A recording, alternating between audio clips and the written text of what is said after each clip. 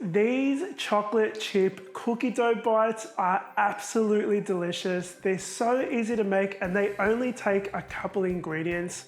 These are actually vegan as well, so they're completely plant-based and they're safe to eat raw. I'm going to show you how to make them right now. To get started, we are going to prepare our flour. Now, some flours can contain bacteria in their raw state, so we're actually going to be baking this for a very short time, 7 minutes, to make sure it's actually safe to eat raw. So I'm going to line my baking tray with some baking paper. I've preheated my oven to 350 degrees Fahrenheit, that's 175 degrees Celsius. Add the flour on top. I'm going to use a spatula to spread this around evenly, and we're going to pop this in the oven for 7 minutes. Once it's baked, we are going to let it cool down completely, and I'm going to show you what we're going to move on to next. See these little cracks that formed in the flour when it baked? That's completely normal. I freaked out a little bit when I saw this because I was like, what's wrong with my flour? It just means that the flour has dried out. So we're going to set this aside to cool down completely. And I want to show you how to cream the butter and sugar together. Because these are vegan, I'm going to be using some dairy-free spread. If you're not making the vegan version of this or you don't have the vegan ingredients, you can replace this with regular butter and you can replace the choc chips with regular ones and the milk just with normal cow's milk. So in goes our softened dairy-free spread. To that, I'm going to be adding some brown sugar and some salt. I'm going to use my electric hand mixer to mix these ingredients together until it's nice and pale and creamy. Starting on low speed, guys. Just a note with the sugar in this recipe, some sugars in some recipes can actually contain animal products. So you want to make sure that if you're making the vegan version of this, that it is vegan friendly sugar. Same goes with the vanilla extract. You want to make sure that doesn't have any animal products, and obviously we're going to be using vegan chocolate chips. So I'm just going to scrape this down. We're going to give it a final mix. Before we add our plant-based milk, I am using almond milk today because we have it in our house. We love it with our coffee. And we're going to be using a little bit of vanilla extract in this as well. And if you're a regular watcher of this channel, you know that I am not a believer in measuring vanilla extract because I just don't think you need to. You can actually never have enough. Give that a final mix until everything is well combined. Our flour mixture has completely cooled. We're going to pour this into our ingredients here that we've just mixed.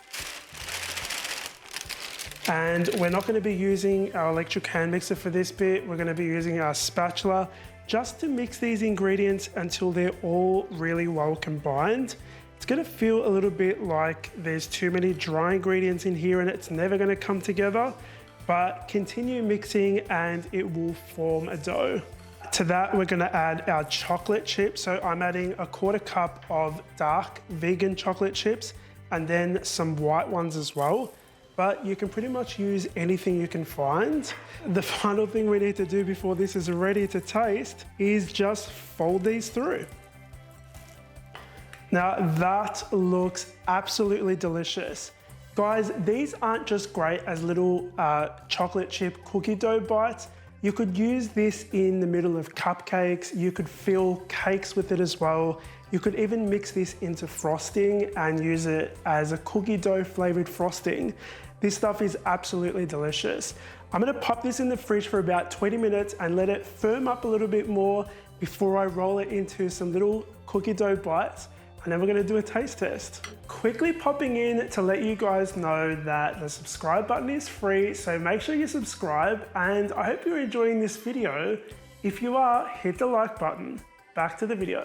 While that one is chilling in the fridge, I wanted to show you one that I made yesterday. I used basically the same ingredients in this one, except that I use vegan-friendly white sugar. So it comes out a little bit paler than the one that has the brown sugar in it. And this one is perfect if you want to make things like a FUNFETTI cookie dough. Because it's a paler dough, the FUNFETTI sprinkles come out and like they kind of pop a little bit more.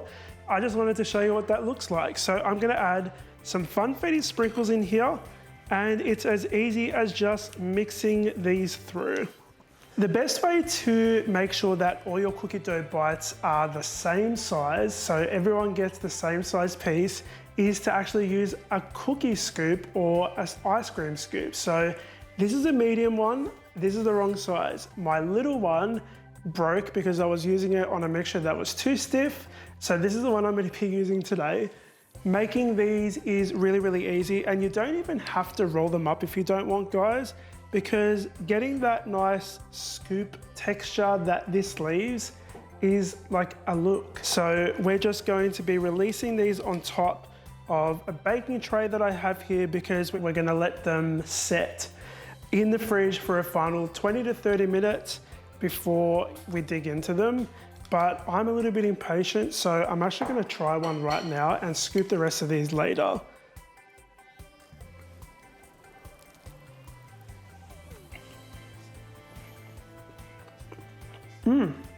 So good.